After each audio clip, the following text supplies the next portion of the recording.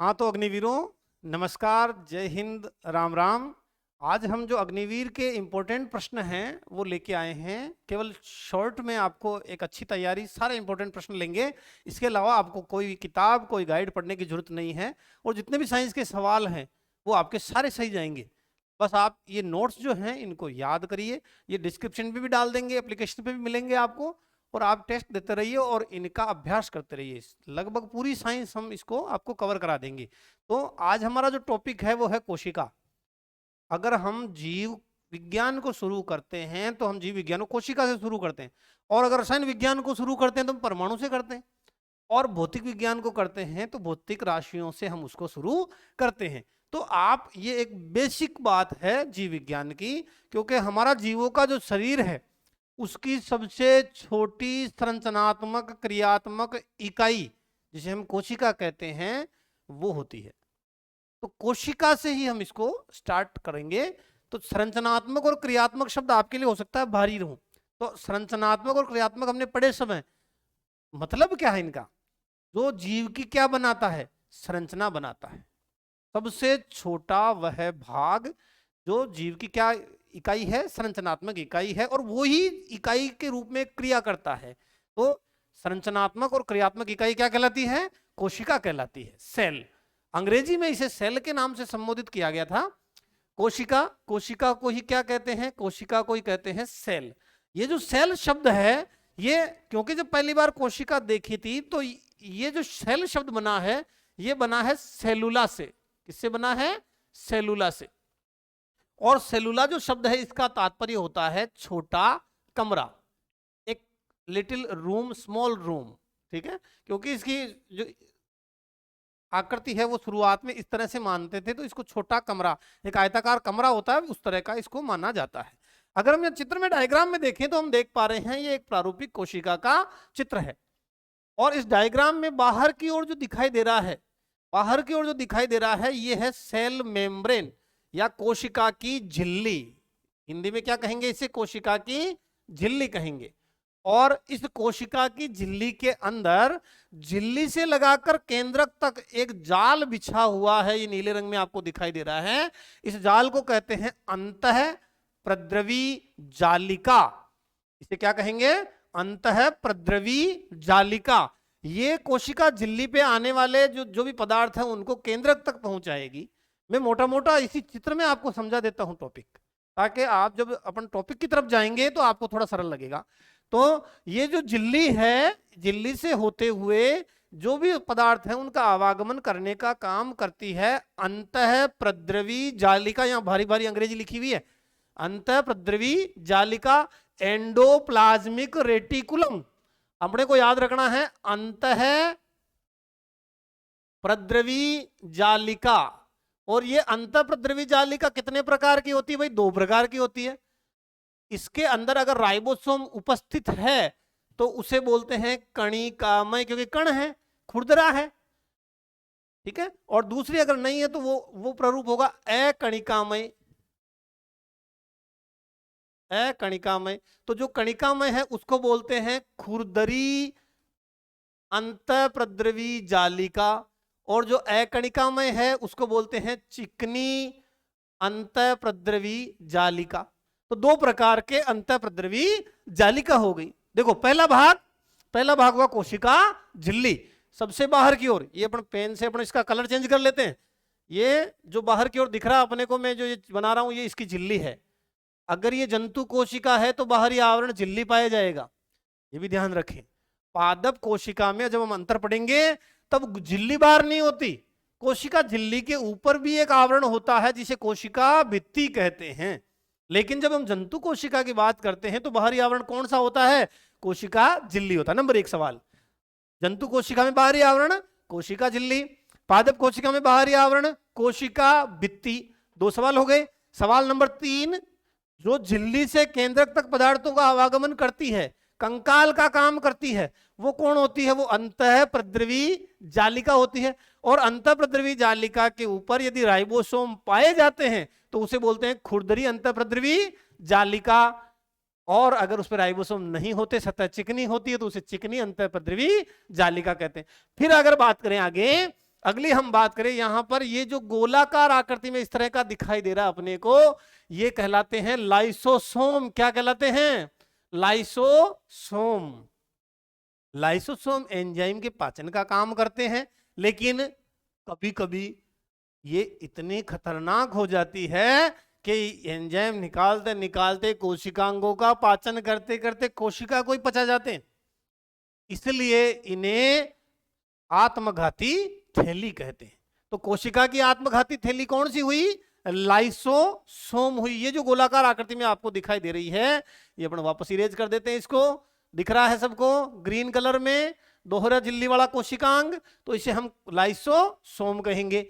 और हमें कोशिका के साइड में ये दिखाई दे रहा है इस तरह की आकृति, दोहरा झिल्ली वाला कोशिकांग जिसमें जूते के तलवे के जैसी आकृति, और अंदर जो कण हैं F1 कण पाए जाते हैं, अंगुलीनुमा उभार हैं जिन्हें क्रिस्टी कहते हैं। क्या कहते हैं भाई? क्रिस्टी कहते हैं। तो अपने को ज्यादा भारी में जाना नहीं है। ये जो जूते के तलवे जैसी दोहरी झिल्ली वाला कोशिकांग, इसे क्या कहते हैं अपने को? माइटोकॉन्ड्रिया। बहुत सारे बच्चों को ये नाम नहीं आता, जो शुरुआत में पढ़ना शुरू होते हैं तो बच्चे बोल बोल के हंसते हैं, माइट्रो माइट्रो माइटो, है ना, अलग अलग। लेकिन अपने को ध्यान में रखना है इसका काम क्या है। सेल को जो एनर्जी मिलती है श्वसन से, तो श्वसन से संबंधित कोशिकांग कौन सा? तो माइटोकॉन्ड्रिया। तो कोशिका का जो पावर हाउस है वो किसे कहते हैं? माइटोकॉन्ड्रिया को। सारे सवाल आपको आगे मिलेंगे एक एक लाइन में, है ना, तो आपको टॉपिक पूरा हो जाएगा। तो ये माइटोकॉन्ड्रिया है, जूते के तलवे के जैसी आकृति वाला। इसके बाद में अगर हम बात करें तो यहां पर ये जो गोल्जी उपकरण है, गोल्जी उपकरण है जिसे हम गोल्जी बॉडी कहते हैं, ये लंबी लंबी आकृति आपको दिखाई दे रही है, ये गोल्जी उपकरण है। यहां पर विभाजन में काम में आने वाले सेंट्रियोल्स है, तारक काय। इसके अलावा यहां जो द्रव्य भरा है उसको हमने नाम दिया है साइटोप्लाज्म। साइटोप्लाज्म कोशिका द्रव्य। आगे बात करेंगे, ये जो कण दिखाई दे रहे हैं बिखरे हुए इस तरह से, ये राइबोसोम है। राइबोसोम नाम याद रह जाएगा, राइबोसोम, सोम से यानी कण, राइबोसोम। तो दोस्तों ये जो प्रारूपिक डायग्राम इसमें जो जो दिखाई दे रहा है, और सबसे इंपॉर्टेंट पार्ट मैंने छोड़ रखा है अभी, सबसे इंपॉर्टेंट पार्ट वो कौन है? कोशिका का ये केंद्रक है। कोशिका का केंद्रक ही कोशिका का मस्तिष्क कहलाता है, क्योंकि सेल किस तरह से काम करेगी ये उसको गाइड कौन करेगा? ये केंद्रक गाइड करेगा। तो इसे हम केंद्रक कहते हैं। केंद्रक में ये जो पर्पल कलर में दिखाई दे रहा है इसको बोलते हैं केंद्रिका। ठीक है, तो ये केंद्रक है, ये केंद्रक झिल्ली है और इसके अंदर केंद्रक द्रव्य भरा है। तो अपन जो बात कर रहे हैं वो केंद्रक की बात कर रहे हैं, दोहरी झिल्ली नुमा कोशिकांग है। ये सारे कोशिकांग मिलकर एक यूनिट के रूप में काम करते हैं, और जो कोशिका है वो एक यूनिट के रूप में इन कोशिकांगों के साथ काम करती है। तब ये कोशिका जो है शरीर की संरचनात्मक और क्रियात्मक इकाई के रूप में काम करती है दोस्तों। तो यहां पर हमने लगभग सभी कोशिकांग देख लिए हैं, उनका क्या रोल है। तो आगे हम बात करना शुरू होते हैं। जो अब प्रश्नों की तरफ आते हैं अपन। कोशिका जो सबसे बड़ी कोशिका है, सबसे जो छोटी कोशिका है, जो कितनी संख्या में पाई जाती है, क्या उनका आकार होता है, इन सबके आधार पे प्रश्न बनते हैं। तो पहला प्रश्न जो बनता है वो है सबसे बड़ी कोशिका किसमें होती है? तो सबसे बड़ी कोशिका होती है शुतुरमुर्ग का अंडा। ये सबसे बड़ी कोशिका है। ठीक है, सबसे बड़ी कोशिका है शुतुरमुर्ग का अंडा। अगर आए सबसे लंबी कोशिका कौन सी? तो तंत्रिका कोशिका मनुष्य में पाई जाती है। आपने पढ़ा होगा एक ऐसे भूत जैसी आकृति, बच्चे पढ़ते हैं 10th क्लास 9th क्लास में, ये बहुत द्रुस्मास में निकले हुए रहते हैं, और यहाँ आवेगों के संचरण के लिए, तो ये कहलाता, हम इसको जिस नाम से बोलते हैं, ज्यादातर बच्चे इंग्लिश नाम भी जानते हैं इसका, इसको बोलते हैं न्यूरॉन। क्या बोलते हैं इसको? न्यूरॉन। ये मानव शरीर में मिलने वाली सबसे लंबी कोशिका है। आगे बात करते हैं, जंतु कोशिका में कोशिका भित्ति नहीं पाई जाती। अगर अभी हमने बात की कोशिका की, अगर पादप कोशिका है तो उसमें कोशिका भित्ति भी पाई जाएगी। ये ऊपरी आवरण कहलाएगा भित्ति और निचला आवरण कहलाएगा झिल्ली। लेकिन जंतु कोशिका में बाहरी आवरण एक ही पाया जाएगा। इसको हम अलग कलर से समझने की कोशिश करते हैं, अच्छा समझ में आएगा। ये जो बाहरी आवरण है ये रेड कलर में है, अपने को दिख रहा है, ये क्या है, कोशिका भित्ति। और अगर केवल एक ही आवरण है तो वह कहलाएगा कोशिका झिल्ली। अगर दो आवरण है इसका मतलब वो कोशिका है पादप कोशिका, और जब एक ही आवरण बाहरी पाया जा रहा है तो वह कोशिका झिल्ली है। और वो कोशिका कौन सी होगी, वो कोशिका होगी जंतु कोशिका। अगला प्रश्न देखते हैं। जंतु कोशिका में कोशिका भित्ति नहीं पाई जाती, उसके स्थान पर कोशिका झिल्ली ही पाई जाती है। जीवाणु में माइटोकॉन्ड्रिया नहीं पाया जाता, उनके स्थान पर मीजोजोम्स पाए जाते हैं। और जंतुओं में, उच्च जंतुओं में माइटोकॉन्ड्रिया ही कोशिका का पावर हाउस कहलाता है। अगला प्रश्न, प्रकृति में पाए जाने वाले सबसे बड़ू शुतुरमुर्ग का अंडा, सबसे छोटी कोशिका जो है वो माइकोप्लाज्मा गैलीसेप्टम को माना जाता है। आप सिर्फ माइकोप्लाज्मा को याद रख लें, माइकोप्लाज्मा है ना, माइकोप्लाज्मा सबसे छोटी कोशिका है। सबसे बड़ी कौन सी है, शुतुरमुर्ग का अंडा। अगर प्रश्न आए मानव शरीर में सबसे बड़ी कोशिका कौन सी है, तो आपको करना है सबसे बड़ी कौन सी है, न्यूरॉन। लेकिन अगर महिलाओं में पूछे तो मादा का जो अंडा होता है, मादा का जो अंडा है, एग है, वो सबसे बड़ी कोशिका है, उसे देखा जा सकता है। तो ये दो प्रश्न आपको ध्यान में रखने हैं। मानव शरीर में सबसे बड़ी कोशिका है तो आपको करना न्यूरॉन। अगर आए मादा शरीर में सबसे बड़ी कोशिका कौन सी, तो एग। सबसे बड़ी कोशिका कौन सी, शुतुरमुर्ग का अंडा। सबसे छोटी कोशिका कौन सी, तो माइकोप्लाज्मा। तो ये 4 सवाल वापस रिपीट कर लेना आप, 4 सवाल आपको ध्यान रखना है। अगला प्रश्न देखते हैं, कोशिका की खोज से संबंधित है भाई। कोशिका की खोज, आप इसको वेरी वेरी मोस्ट इंपोर्टेंट प्रश्न जाने। ये 3 नाम आपको ध्यान रखने हैं, 3 अंग्रेजों के नाम आपको ध्यान रखने हैं। 3 अंग्रेजों के नाम आपको ध्यान रखने हैं, ये आप अभ्यास करें इन 3 नामों का। 3 अंग्रेजों के नाम ध्यान रखने हैं। एक तो है कोशिका का खोजकर्ता, एक है जीवित कोशिका की खोज, और एक है कोशिका सिद्धांत। जैसे अपने ने 4 सवाल करे थे पहले, 4 सवाल कौन से, सबसे बड़ी कोशिका, सबसे बड़ी कोशिका शुतुरमुर्ग का अंडा, सबसे छोटी कोशिका माइकोप्लाज्मा, मानव शरीर की सबसे लंबी बड़ी कोशिका न्यूरॉन, और मानव महिलाओं में सबसे बड़ी कोशिका तो अंडा। ये 4 सवाल इंपॉर्टेंट। ऐसे 3 आपको नाम याद रखने, तीनों अंग्रेज हैं भाई। एक नाम याद रखना है रॉबर्ट हुक, याद रह जाएगा नाम Robert Hooke, very very important. एक नाम याद रखना है ल्यूवेनहॉक, एक नाम याद रखना है ल्यूवेनहॉक, पूरा नाम याद रह जाए तो एंटोनी वॉन ल्यूवेनहॉक, कोई मतलब नहीं। तीसरा स्लाइडेन व स्वान, दोनों के नाम साथ साथ लिए जाते हैं भाई, दोनों वैज्ञानिक है। अपन स्वान कुत्ते को बोलते हैं, याद रख लेना भाई, है ना, लेकिन अंग्रेजों के नाम होते हैं ऐसे। तो 3 वैज्ञानिकों के नाम, तीनों ने किया क्या क्या। रॉबर्ट हुक ने कोशिका की खोज की, केवल कोशिका आए किसने की, तो रॉबर्ट हुक ने। और इसने जो कोशिका देखी वो थी मृत, मरी हुई थी, इसने जो कोशिका देखी वो मृत थी। ल्यूवेनहॉक ने 1674 में, ये खोज हुई 1665 में। ल्यूवेनहॉक ने जो खोज की वो की मृत जीवित कोशिका की, इसने जो कोशिका देखी वो जीवित देखी। तो अगर प्रश्न आ जाए और उसमें शब्द लिखा हुआ मिले आपको, जीवित कोशिका की खोज किसके द्वारा की गई, तो आपको आंसर देना है एंटोनी वॉन ल्यूवेनहॉक के द्वारा। और ये तीसरा जो प्रश्न है, कोशिका सिद्धांत किसने दिया, इसमें एक नाम विर्चो मिलता है, एक स्लाइडेन स्वान। अपन ज्यादा डिटेल में नहीं जा रहे, इसलिए आपको कोशिका सिद्धांत किसने दिया, तो वो स्लाइडेन व स्वान ने दिया आपको, बिल्कुल सिंपल 3 नाम, रॉबर्ट हुक, ल्यूवेनहॉक और स्लाइडेन और स्वान। रॉबर्ट हुक ने क्या किया भाई, रॉबर्ट हुक ने कोशिका की खोज की, जीवित थी या मृत थी, मृत थी। ल्यूवेनहॉक ने क्या किया, जीवित कोशिका की खोज की।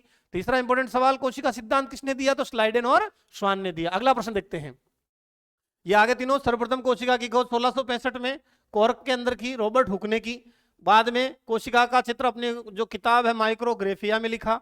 फिर राइबोसोम की फैक्ट्री जो केंद्रिका को कहते हैं, राइबोसोम की फैक्ट्री। फिर अगला प्रश्न, कोशिका का प्रबंधन या मस्तिष्क किसे कहते हैं, केंद्र के सवाल भी देख चुके। अब अपन कुछ प्रश्न याद करते हैं। नंबर 1 बात, कोशिका का मस्तिष्क कौन, केंद्रक। कोशिका का ब्रेन कौन, उसका सेंटर केंद्रक पढ़ चुके हैं। कोशिका की प्रोटीन फैक्ट्री या फैक्ट्री कौन बोलते हैं, तो केंद्रिका, राइबोसोम की फैक्ट्री। फिर आगे बात करें कोशिका का पावर हाउस, तो माइटोकॉन्ड्रिया। 3 इंपॉर्टेंट सवाल हो गए। चौथा, प्रोटीन या फैक्ट्री या कोशिका का इंजन, राइबोसोम प्रोटीन निर्माण करता है।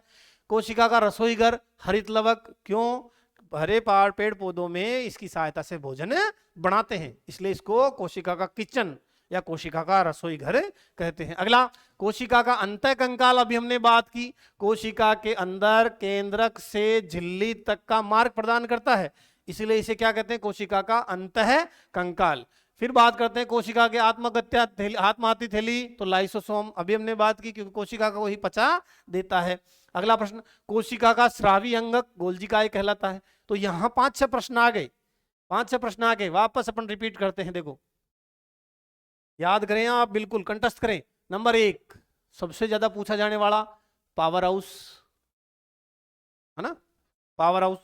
उसके बाद पूछा जाने वाला रसोई घर, कौन सा प्रश्न, रसोई घर। उसके बाद में कोशिका का ब्रेन या हम कहें मस्तिष्क, दिमाग, कोशिका का ब्रेन, मस्तिष्क या दिमाग। उसके बाद बात करें, पावर हाउस हो गया, रसोई घर हो गया, ब्रेन हो गया, इंजन या प्रोटीन फैक्ट्री। उसके बाद बात करें कंकाल, कोशिका का कंकाल। उसके बाद बात करें, रसोई घर आ गया है भाई। उसके बाद बात करें कचरा पात्र, ये रह गया था, डस्टबिन, कोशिका का कचरा पात्र। उसके बाद बात करें ट्रैफिक पुलिसमैन, ट्रैफिक पुलिसमैन। अब देखो बेटा, याद करना शुरू होते हैं। कोशिका का पावर हाउस कौन भाई, माइटोकॉन्ड्रिया। कोशिका का पावर हाउस कौन, माइटोकॉन्ड्रिया। कोशिका का रसोई घर कौन सा, तो हरित लवक। कोशिका का रसोई घर कौन सा, हरित लवक। कोशिका का ब्रेन कौन, केंद्रक। कोशिका का ब्रेन कौन, केंद्रक। कोशिका का जो प्रोटीन फैक्ट्री किसे कहते हैं, तो राइबोसोम को। कोशिका का कंकाल कौन, अंत है, जो कंकाल है, अंत जो सेल जाता है वो, उसको हम कोशिका का कंकाल कहते हैं।